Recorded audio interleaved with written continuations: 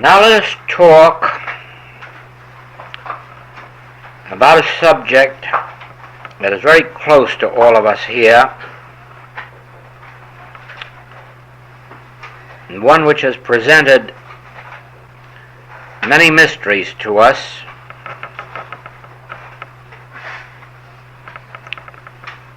but which can be made very clear if you are willing. The Christian revelation is one that concerns individual being. There is no mass demonstration about Christianity. The kingdom of God is within you. It has nothing to do with masses. It has to do with an individual, you. Healing is always an individual experience. It's always rise, pick up your bed, and walk. That's not addressed to a mass. It's addressed to an individual. What did hinder you? That's to an individual, not to a mass.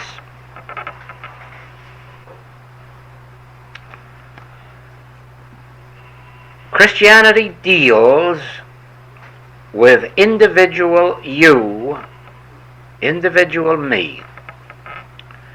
It promises no mass salvation. As the 91st Psalm says, if you dwell in the secret place of the Most High, none of these evils will come nigh your dwelling place, but 1,000 may fall at your left and 10,000 at your right. So does Jesus Christ confirm that when he says, if you abide in me and let my word abide in you, you will bear fruit richly. But if you do not, then he tells you the lack of fruitage that will come into your experience. So it is that we wonder often why we do not receive the healings that we seek, or why they come more slowly than we believe they should. But we do not remember that a healing is the result of a change of consciousness. And we like to think that we can turn for help to God, to Jesus Christ, or to a practitioner or teacher of today, and just stay the same human being today that we were yesterday, and by some kind of a miracle, God's grace is going to descend upon us and make us healthy, wealthy, and wise. And when it doesn't happen, well, I have had letters saying to me, I thought that you claimed that you heal, but I'm not getting any better. I can understand that too.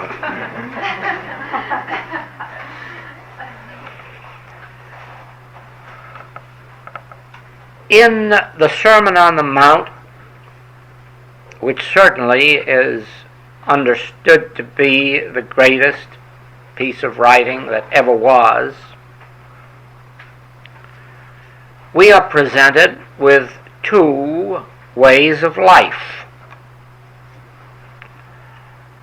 And we have a choice, so it would seem. Ye have heard it said of old.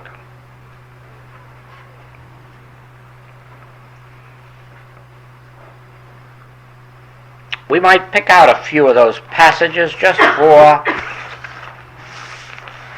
unfoldment, to see what happens with these.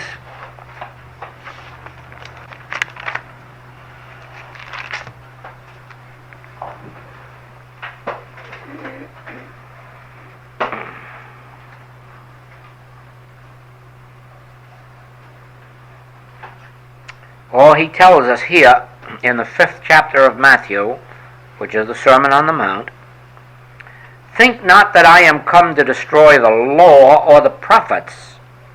I am not come to destroy, but to fulfill."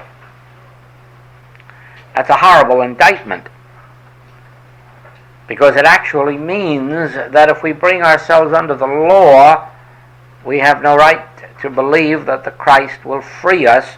We will fulfill ourselves under the law.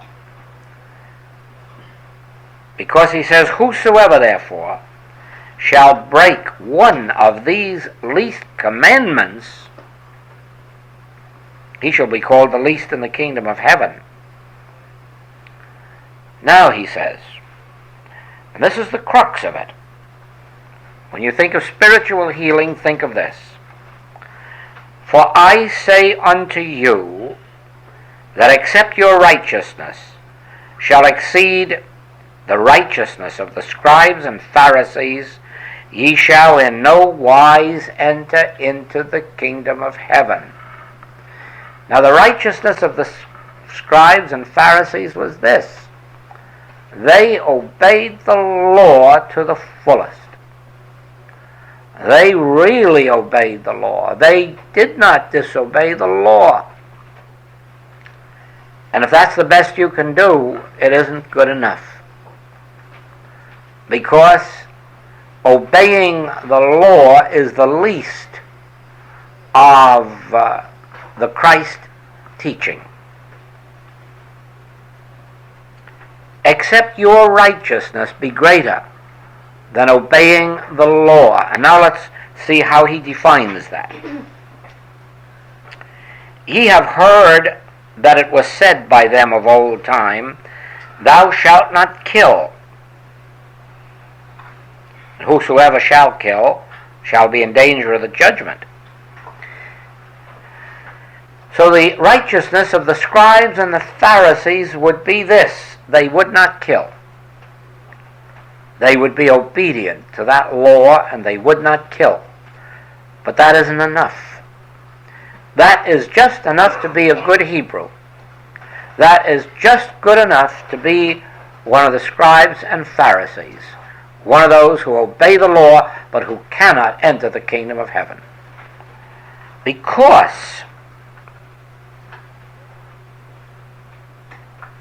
whosoever is angry with his brother without a cause shall be in danger of the judgment. Whosoever shall say, Thou fool, shall be in danger of hellfire. Now witness this difference. If you are in obedience to the law and refrain from murder, you are under the law and you will never be punished for murder. But if that is all you can do, neither will you gain entrance to heaven. For to gain entrance to heaven means to have a state of mind, a state of consciousness that does not fight back, that does not resist evil, that does not set up defenses or pick up the sword. There is the difference between Judaism, as it was taught of old, Christianity as it came in later. The Hebrews as a whole were a good people, a righteous people, a law-abiding people, but they could not enter the kingdom of heaven. That same thing applies today. Only today it makes no difference whether it's Hebrew or whether it's Christian, because actually there are no Christian churches. All of whom we have any knowledge, all would be classified as good Hebrews, because in all churches they are taught to obey the law and nothing beyond that. And it is the beyond that that entails spiritual demonstration and spiritual healing. So that even if you never committed murder, never committed adultery, never stole, never did any of those things that are mentioned in the Ten Commandments, you still would gain no entrance into spiritual living, spiritual healing, or spiritual whatever it is that is called heaven, harmony. Now, as you go along, you find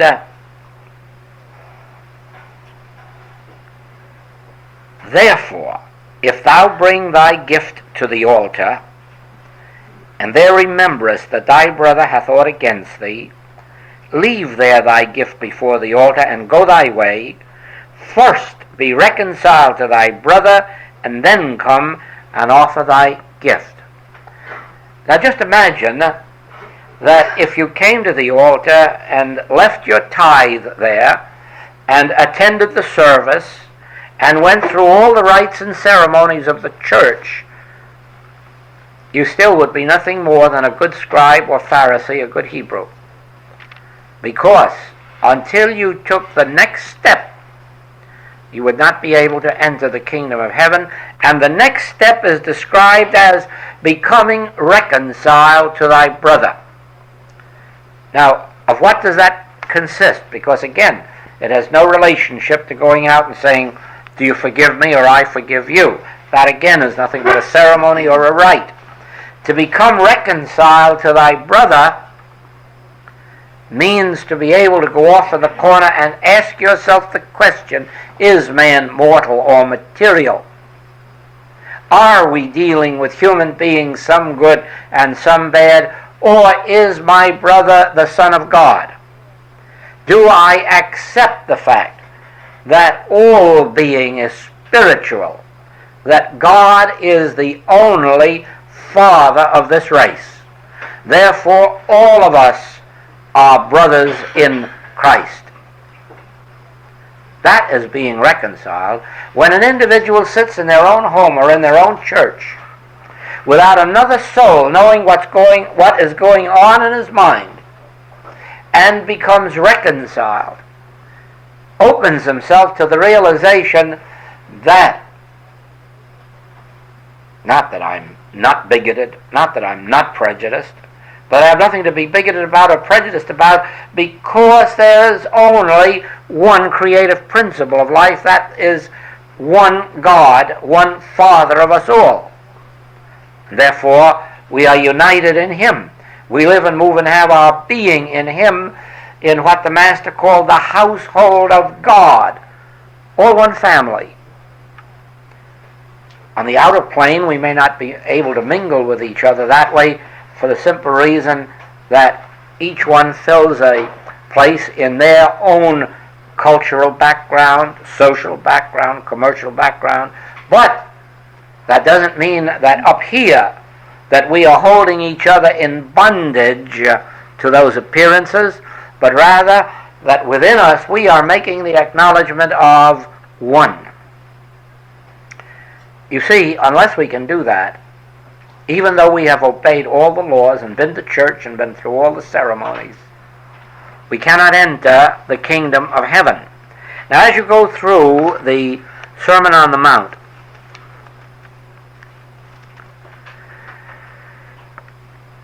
we'll come down here just a little way for this example.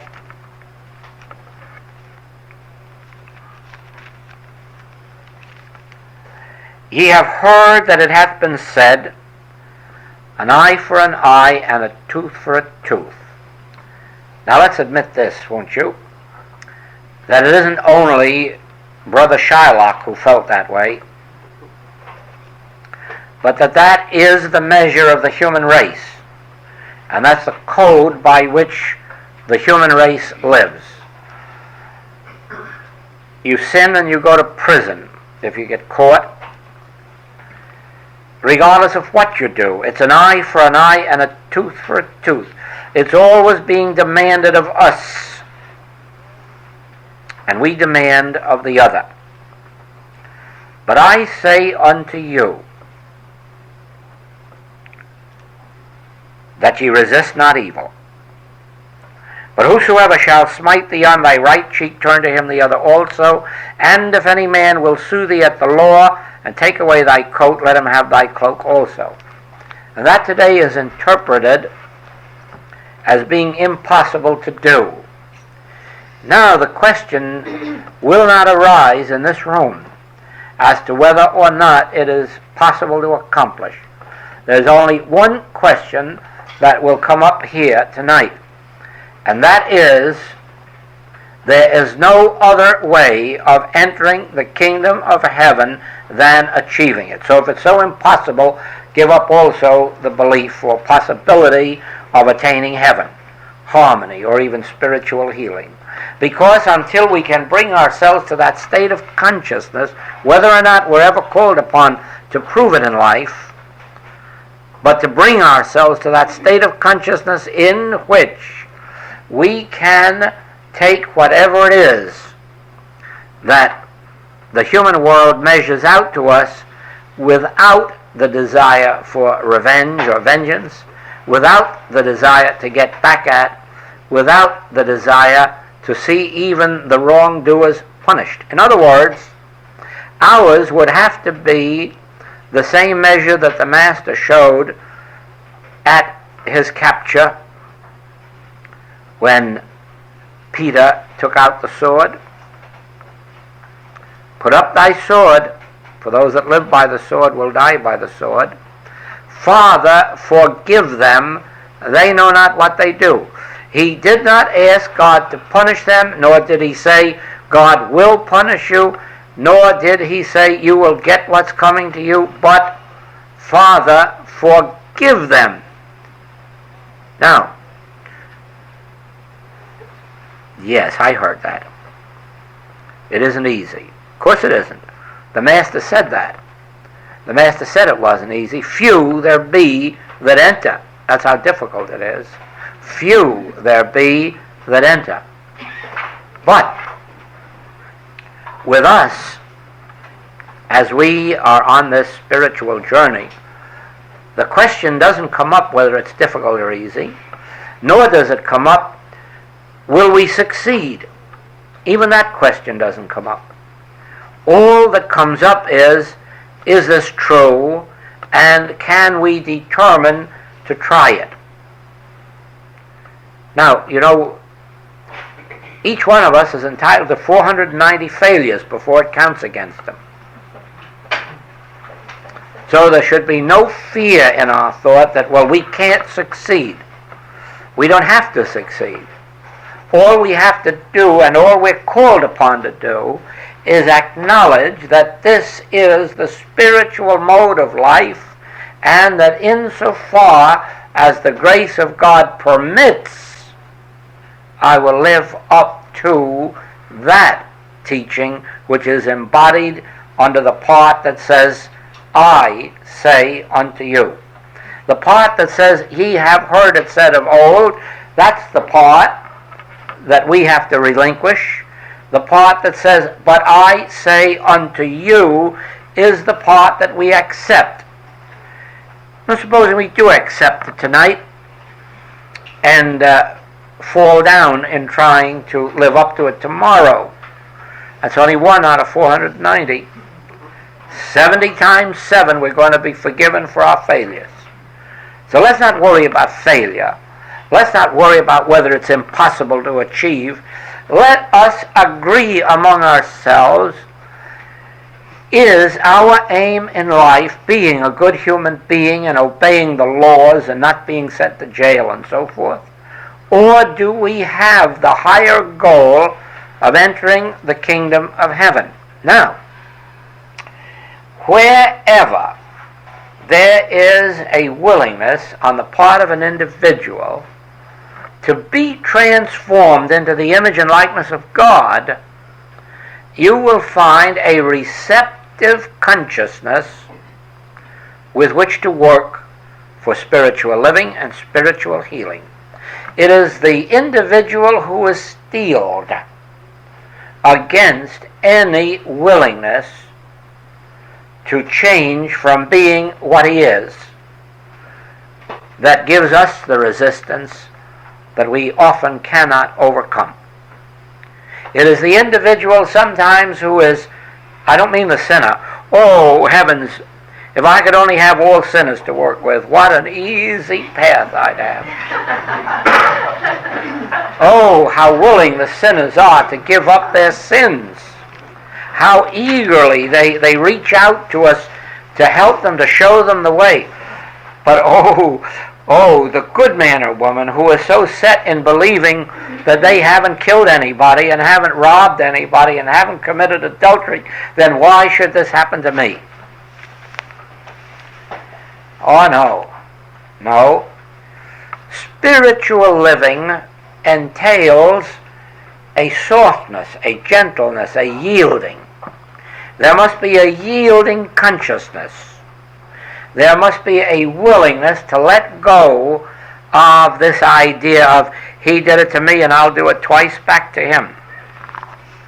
There must be a yielding from this not understanding the viewpoint of those who are our enemies. Because if they are wrong,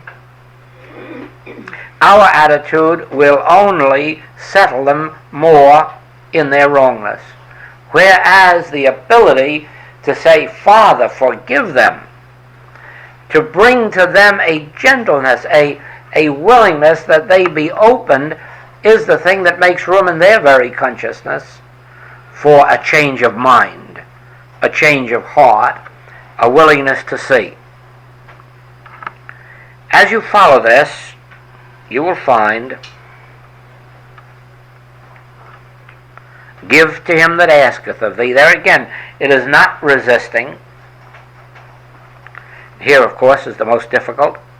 Ye have heard that it hath been said, there we are, back of old, thou shalt love thy neighbor and hate thine enemy. But I say unto you, love your enemies, bless them that curse you, do good to them that hate you, and pray for them which despitefully use you and persecute you. And then he tells you why. That ye may be children of God. Now here we are, we walk around in our metaphysical wisdom, and we declare that we are the children of God. And over again we repeat it, and we hope that by much mouthing of it, it'll come true. But affirmations won't make us the children of God. But praying for our enemies well, forgiving our enemies well, having a softness to this world, a yielding attitude, will make us children of God. Now, it is the children of God that are joint heirs with Christ. And never forget that. And never forget that you are not a child of God, no matter how many affirmations you make, until you begin to fulfill this part of the Sermon on the Mount that has to do with I say unto you. It's a very strange thing that so few people can accept, that this master says, for he maketh his sun to rise on the evil and on the good, and sendeth rain on the just and on the unjust. It seems strange, according to our human code, that God does not punish sinners. And of course he doesn't mean that sinners go unpunished, because he has earlier revealed how sin is punished. With what measure ye meet, that's the measure that you get back. As ye sow, so shall ye reap. So the punishment is there, but the punishment isn't from God. The punishment is in our own fulfilling of the law of good or the law of evil. For if ye love them which love you, what reward have you? Do not even the publicans the same? And isn't it true that the human race, as a rule, does love those who love them? But oh the difficulty the other way. I had the experience many, many years ago when I was serving in an organization that was trying to get our government to send food to China and to India. And at that time, the Chinese and the Indians were just falling in the streets and dying of starvation. And at that very time, we were plowing under our crops. We were paying farmers not to raise crops. And here were these people starving, and the only answer we could get from Washington is they're not our friends. Now, that's not unusual. That's not unusual. I have said to groups before this that even humanly, we could ensure peace on earth for hundreds of years to come. I'm not speaking now of our spiritual demonstration. That will come. But even humanly, there is a way that would, within 24 hours, wipe out all possibility of war. You see, in the Middle East, there are over 1 million Muslims in one concentration camp. And they are being supported by the United Nations at the rate of 25 cents per day, which has to cover food, lodging, clothing, education, medical expenses. On the other side, there are somewhat over 250,000 Hebrews who have been thrown out of Algeria and Egypt. And they also are in concentration camps because there's no place for them to go. And they also get 25 cents a day for the same noble purpose.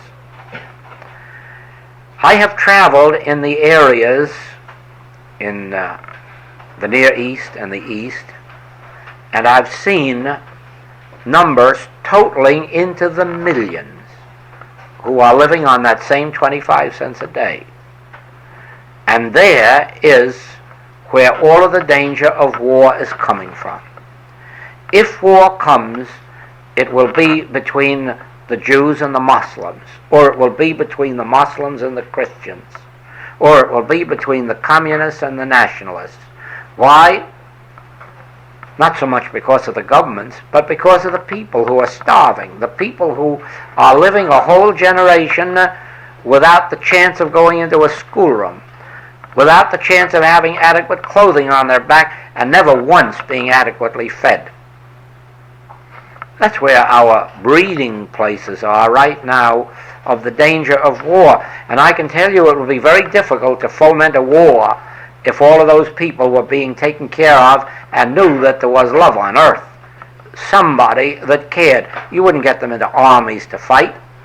But this way, they don't need arms and ammunition. Just give them a pocket knife and they'll go to war. And you can't blame them from the standpoint of where they are at the moment.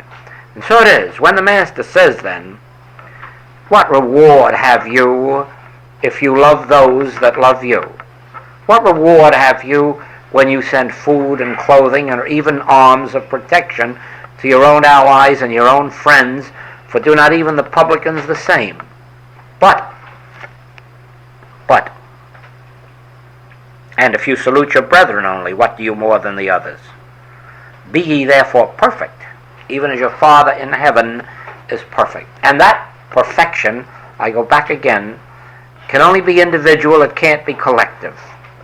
Neither you nor I can be responsible for what is done by our governments. We can, to the best of our ability, vote according to our own intelligence, where voting is allowed. But that is not the answer. We cannot force our governments, any of us, to do anything it doesn't want to do. Therefore, we cannot hold ourselves responsible for mass action. But it isn't the government that has driven you and me to the spiritual way of life. It is our individual salvation that concerns us. We are not here to live and move and have our being in spiritual consciousness because of any mass movement. It is because individually you and I have been compelled to seek the spiritual life. So it is that even though we may not be responsible, and as I say, I have served with committees trying to bring about these better conditions and with no success, I know now that that is not our function. Our function is to perform these things to the best of our ability, individually, in groups where possible. There are ways. The first way, of course, is that we acknowledge the rightness of this. Before we acknowledge the rightness of it, we can't act on it. But if we can acknowledge that, yes, I have loved my relatives and my friends, I have made provision for sending my children to school, and possibly even helped out some of our community. But according to this, have I gone far enough? When it dawns on your consciousness that you haven't, and you begin to search yourself, very quickly you will find ways and means, not merely physically or financially, but sometimes only spiritually through prayer, to help set your brother free. Whether you free him of punishment by praying for forgiveness, whether you do no more than become reconciled with your brother inside of yourself and recognize that God's grace must be a universal activity and that it must fall on the just and the unjust, if only we succeed to that extent, we have opened our consciousness for the dawn of spiritual realization, which results in what we call spiritual healing. Consciousness is now open to receive the grace of God because the healing, the spiritual healing, is an act of grace. It's not the act of a human being. It is an act of grace. But an individual must themselves open their consciousness to receive an act of grace, and the Master has shown us how we can do it. When we have a transformation of consciousness so that we no longer live only by the law, when we're no longer just satisfied that we're not breaking the Ten Commandments and that we are contributing to our community chest or so forth and on, but when we've gone a step further than all that and become to open ourselves to this spiritual living, and read the Sermon on the Mount, and read it 1,000 times until it impresses itself upon you that there are two ways of life. The way the world is living now, the old Hebrew way. You have heard it said of old. Or the new dispensation, which he gave and which has not yet been accepted. That of living according to a divine grace. Living according to a law of love, but not loving your neighbor who is your friend, but loving the neighbor who is also your enemy. Then you'll find that you yourself have opened your own consciousness to grace because you're reconciling yourself with your brother, you're loving the enemy, is itself an act of grace. And that's what heals. Healing can't come to you from another. Healing has to come to you from within your own being. It has to be you placing your bread upon the waters, and then it's your bread that comes back to you. So that healing means opening and giving, letting flow life, truth, love, forgiveness, justice, mercy. When that happens, an act of grace has been performed by you, and the act of grace heals you. Even Jesus, when he was healing, could do no more than open the consciousness of those who were healed. And they themselves then had to, by some act of acceptance, provide the opportunity for that grace to perform. Stretch forth thine hand. Who could stretch forth a crippled hand? Nobody. So there had to be a release before the hand could be released. What cripple can rise and pick up his bed while he's crippled? No. Until the mind is uncrippled, the body's got to remain crippled. And so it is. We have practitioners and we have spiritual teachers on earth today, and they come to us to open our consciousness to this form of life. Not to insisting that we can go on being the old Hebrews and have Christian healing, but that we have to open ourselves to a Christian way of life so that the Christian grace can enter. And I don't mean Christian as a religion. You can just well be a Mohammedan or Hindu or Confucianist or Buddhist and have Christian grace, because by Christian I mean only spiritual, divine. You see, it's a strange thing when you're in this work and you come up against the adamant human thought that just is going to be a human being forever, but of course they're going to add a little spiritual healing to it. And then find surprise that it doesn't work. If your spiritual study and your practitioner or your teacher doesn't bring about in you a change of consciousness to where there is a greater love, a greater forgiveness, a greater forbearance, a greater sense of justice, a greater sense of peace, they're not preparing you for a spiritual healing. And if by chance you do have a healing, which often happens through the practitioner's state of grace, and it has resulted in no state of grace or change of consciousness in you, your healing is nothing more or less than having been sick yesterday and well tomorrow, with the possibility of being more sick tomorrow. You see, do not sin again, lest the worst thing come upon you. Do not go back and get angry with your brother. Do not get unforgiving. Do not get unloving. Do not get uncharitable. Do not go back to just fulfilling the law again, because you'll be under the law. But when you come to a spiritual teaching and you read the inspired passages in some of these writings, any of the writers who have written on spiritual things, I don't know how it's possible to be a human being again. I don't know how it's possible to believe that you can come into the atmosphere of these mystics, these who have lived in God and with God and through God, and then draw the conclusion that you can go on being that same kind of a human being and get some of the grace that that person's had, whose life testifies to their willingness to live according to I say unto you.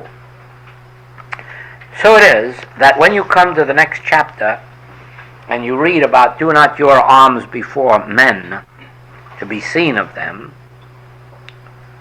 again you have to be reminded of this. God is closer to you than breathing and nearer than hands and feet.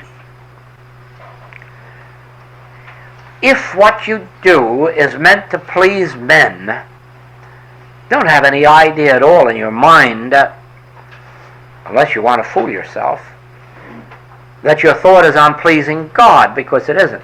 When you're ready to please God, you don't care whether your brother knows about it or not, or your fellow man. When you are serving God, you're not interested in whether anybody sees it, knows it, or hears about it. You have no interest in what man thinks about you, because at that time your heart and soul and your mind are on fulfilling the demands of God, not of men. How many times have the martyrs been martyred? How many times have they been led to the stake for violating the law? How many times have they been crucified or burned in oil for violating the law? Who cared? The martyrs? No, they broke the law to suit their own convenience. Or they care about the law. They are preaching Christ. And if man gets in their way, man's got to get out of their way. If not, They're willing to pay the penalty for it, but nothing is going to stop them preaching Christ, not even protecting themselves from jail or the stake. So it is that if you catch the vision of the Sermon on the Mount, you will engage in certain philanthropies, but you will come to the realization now that you're not doing it for man or to be seen of men or to be thanked by man, but for the fulfilling of a spiritual law of love. And one thing is sure, that in omnipresence, your heavenly Father that seeth in secret rewardeth openly. So it is with prayers. When we meet here and pray together, which is what our meditations amount to, it's not praying to be seen of men, because we're not here for that type of prayer. We are here, and nor are we praying for anything, we are here for instruction from the Father. Quite a different thing than if we went out of here and then met someplace just for the purpose of praying. Be sure then we would be saying, well, you did that to be seen of men. Here, we're here for instruction. Whatever goes on here is for nobody's glory. Whatever goes on here is merely for our mutual instruction in the things of Christ. But I should hate to go out of this room and conduct a public prayer somewhere. Some of you who have been with me in San Francisco, if there's anybody here, may remember how we stopped that thing of praying over collections in public hall. But quickly that was stopped. How nonsensical to get out in a public hall and start praying to God for increased supply. Sad enough to do it in secret without making a mocking spectacle of it in public. Now, the kingdom of God is within you. Here it is, right where I am, right where you are. And if I have to go to God, I have to go within. Or I'm not going to God, I'm going to man.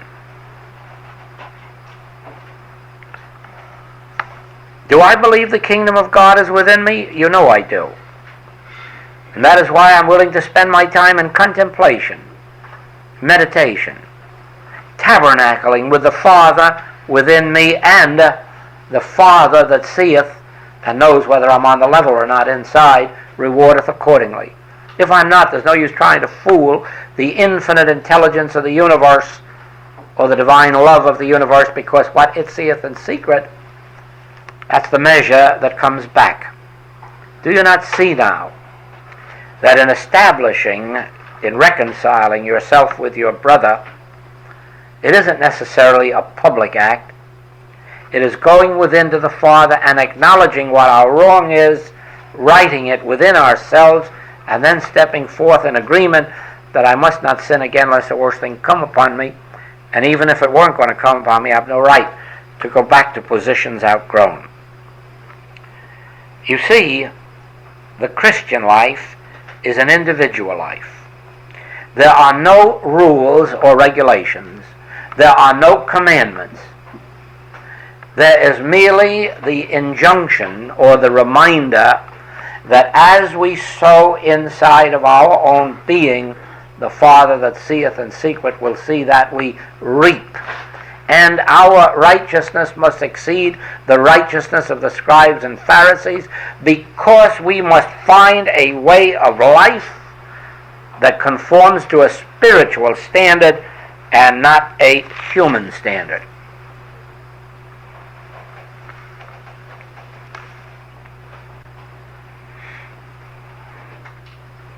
But thou, when thou fastest, anoint thine head and wash thy face, that thou appear not unto men to fast. Appear not to fast.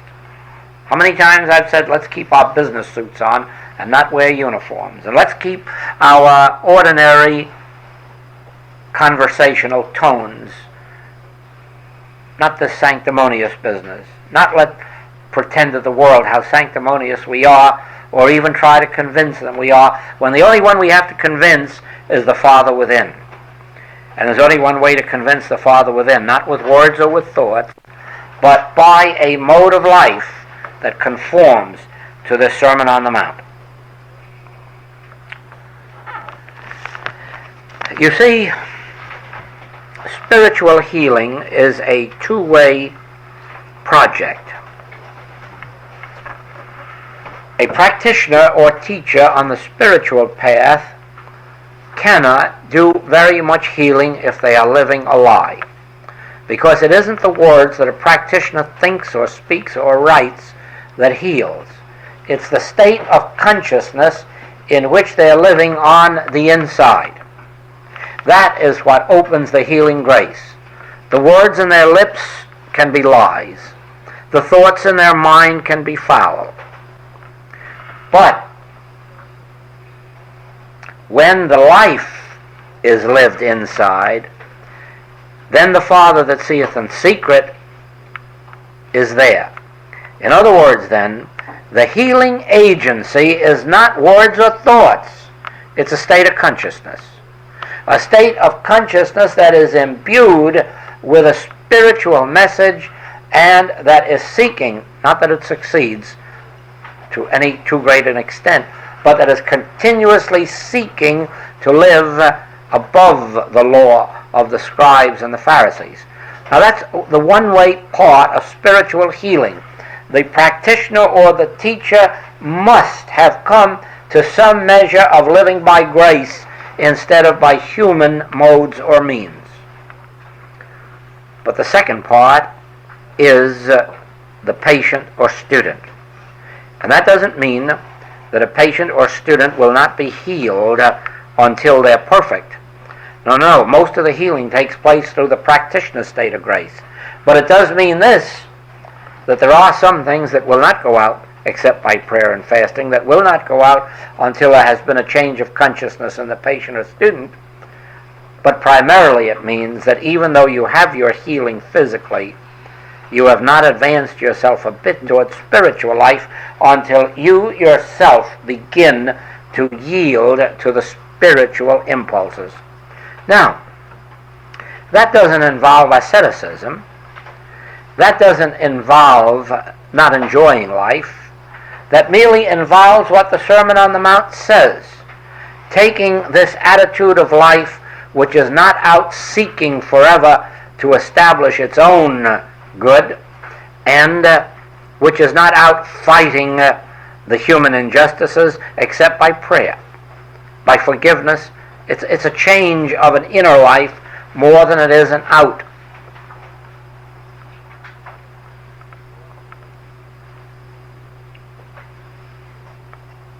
Children respond so easily to spiritual healing because they have not, in most cases, built up that adamant sense of self.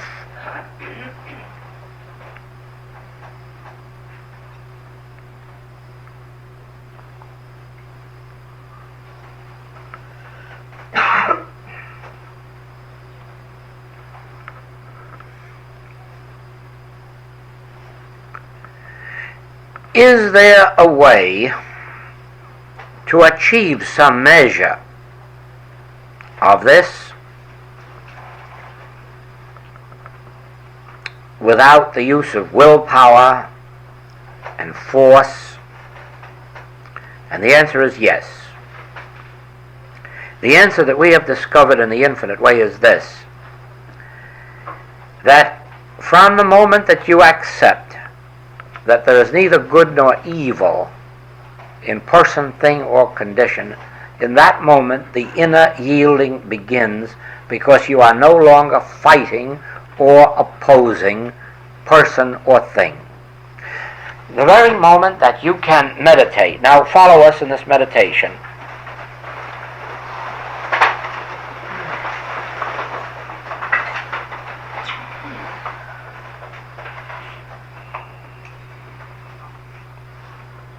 There is a spirit in man, Spirit of God.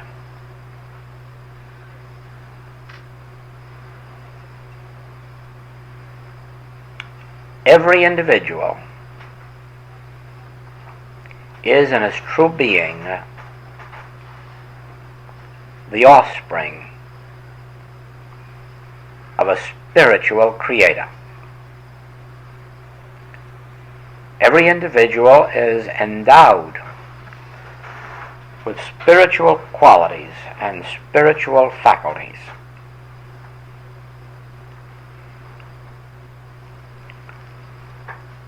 Every individual has soul capacities,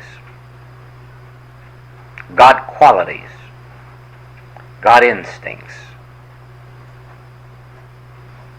Every individual is born in the very image and likeness of God, lives and moves and has his being in God.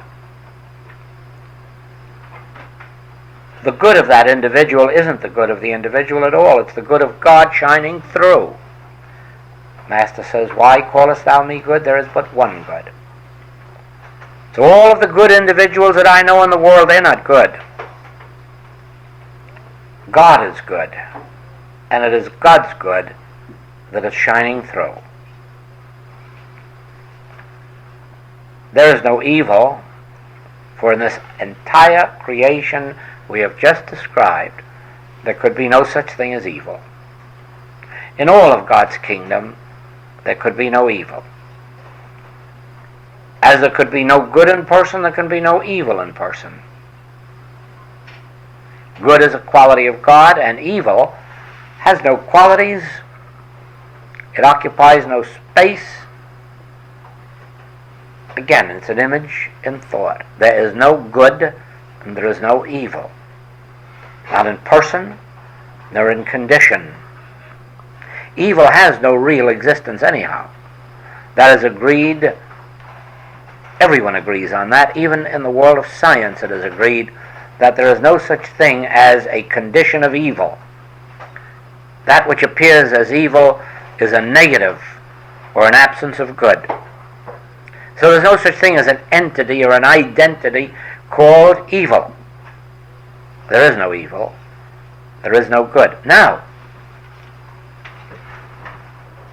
if we use our own old illustration of the hand, here's my hand extended to you, and I sit back here and say to you, it is neither a good hand nor an evil hand, because this hand can't do evil, but it can't do good. The best it can do is be an instrument for me. So of itself, there's no good and there's no evil.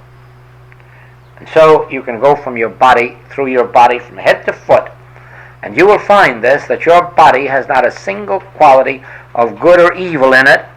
It has no power of acting. It is absolutely an instrument given to you for your use. You can use your body in the human sense of both good and evil. You can use it or misuse it. But remember this, that you have to be in that human sense that acknowledges both good and evil. But supposing that you accept this teaching that there is neither good nor evil, now you can't use your body either for good or evil. You can't even use it. Now it goes back to Scripture. Your body is the temple of the living God. Just think what happens in your consciousness in this second when you realize that in abandoning the belief in good and evil, you've made it impossible for you to use your body for good or evil. Now you've left it as an instrument of God, that which it was originally intended to be. Know ye not that your body is the temple of the living God? How can there be any good in it, and how can there be any bad in it? All that can be in it is God government, God life, and it has the age of God. Don't ever forget that. The moment you give up the belief that this hand has evil or good in it, and you then see that the body has neither good nor evil in it, it has no age in it, and it has no youth. Don't forget all the people who are priding themselves on their youth today are going to be laughing a different tune in a few years. Because as long as there's good and evil in their mind, there will be good and evil in their body, young and old in their body, sickness and health in their body. But don't be concerned because I repeat over and over and over again the story of my hand, the illustration of my hand. Be grateful to be reminded over and over and over again, this hand cannot do good or do evil. I can, but I is God. And because I is God, there is neither good nor evil. There is only God government, whatever that may be. We do not use the body for good. We do not use the body for evil. There is neither good nor evil. There is only God governing itself. And this body is an instrument of God, the temple of the living God. Every bit of this body responds to God impulse. Not to a good human impulse or a bad human impulse, but to a God impulse. Every speck of this body is receptive and responsive to God's government, God's laws, God's life, God's wisdom, God's love.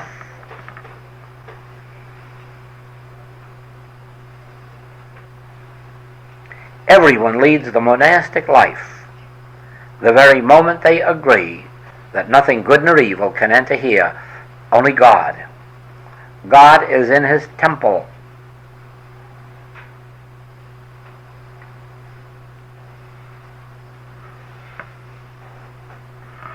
Hold anything you want in your mind, any object, look right at it, and realize that of itself it can do nothing. Of itself it can't be good or bad. Of itself it can't live or die. Of itself it is nothing but a dead image. And whatever it becomes, you are empowering it. And if you're living in a world of good and evil, you can give it the power to be good and you can give it the power to be evil. But if you withdraw good and evil, go back into the original Eden where there was neither good nor evil, and you will find that you have given your body to God. God's government, God's law, God's life, God's wisdom, God's love, and nothing else can operate in or on or through your body. That's accepting spiritual life, spiritual government, spiritual jurisdiction, a spiritual life, a spiritual being, and a spiritual body.